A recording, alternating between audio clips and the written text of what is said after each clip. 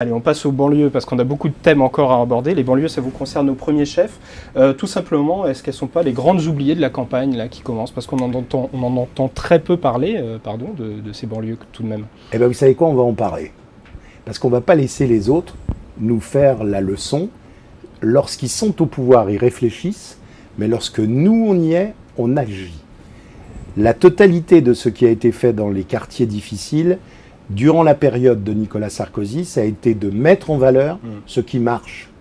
C'est-à-dire que le but, ce n'est pas du violon, c'est de voir comment, avec de l'autorité, avec de l'activité et avec des images, on peut faire bouger les choses.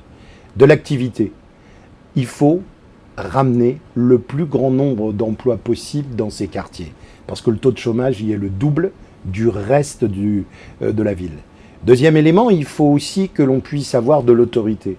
Si vous vous faites voler votre voiture ou moi dans un quartier de centre-ville, on peut appeler le concessionnaire pour en avoir une autre, mais pas dans les quartiers populaires. Et puis enfin, l'image, je vous fais une invitation à tous les deux.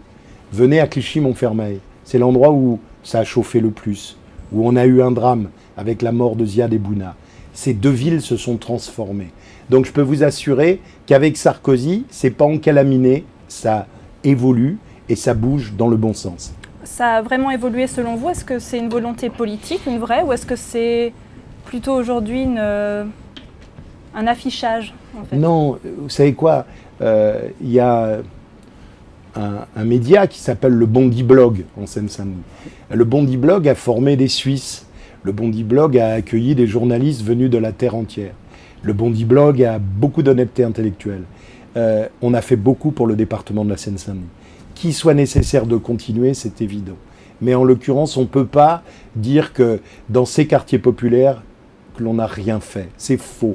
Et je peux vous assurer pour répondre... Le plan banlieue de Fadela Amara, en l'occurrence, n'est pas réputé pour être un des grands succès du quinquennat. Est-ce que vous... Mais vous savez quoi? Et c'est pas une critique par rapport à vous deux, mais on n'y va pas assez dans les banlieues. Nous, la différence, c'est qu'on est obligé d'y faire des permanences. C'est l'endroit où les gens nous apportent leur confiance. Je peux vous assurer que les choses bougent. Mais quand les choses bougent, il faut aussi dire qu'il ne faut pas accumuler les difficultés pour que ça ne bouge pas plus. Les dossiers d'immigration sont compliqués. Les dossiers de paupérisation, d'exclusion le sont aussi. Mais on ne fait pas comme aux États-Unis. Une sorte de yellow line autour de nos quartiers. Aux États-Unis, quand à Dallas ou à Chicago, on ne paye plus l'impôt local, on arrête de ramasser les poubelles. Bon, en France, on ramasse les poubelles partout. Et on souhaite faire en sorte que dans les années qui viennent, il n'y ait pas un plus grand nombre de quartiers.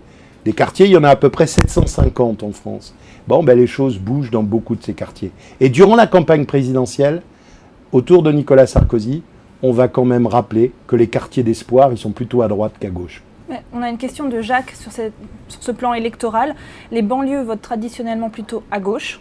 Quelle va être la stratégie de l'UMP pour gagner du terrain en 2012 ? Eh bien écoutez, la stratégie de l'UMP, ça va être d'y aller. Et partout où on nous interdira d'y aller, eh ben on ira encore plus.